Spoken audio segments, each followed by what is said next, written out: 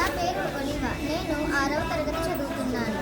ముందుగా అందరికీ గణతంత్ర దినోత్సవ శుభాకాంక్షలు. ప్రతి సంవత్సరం మనం జనవరి 26న గణతంత్ర దినోత్సవంగా జరుపుకుంటాం. ఈ రోజునే మన దేశానికి రాజ్యాంగం అమలులోకి వచ్చింది. మన రాజ్యాంగం మనకు మాట్లాడే హక్కు, చదువుకునే హక్కు ఇచ్చింది. అలాగే మన దేశాన్ని ప్రేమించడం మన బాధ్యత అని నేర్పింది. ప్రతి పాఠశాలల్లోనూ కార్యాలయాల్లోనూ జాతీయ జెండా ఆవిష్కరణ జరుగుతుంది. ఈరోజు మన దేశమంతా జాతీయ జెండాలతో అలంకరించబడుతుంది. మన జాతీయ జెండా త్రివర్ణంలో త్యాగం, శాంతి, అభివృద్ధి దాగి ఉన్నాయి. మన స్వాతంత్ర సమరయోధులు చేసిన త్యాగాల వల్లనే మనం ఈరోజు స్వేచ్ఛగా జీవిస్తున్నాము. మనం కష్టపడి చదువుకుంటూ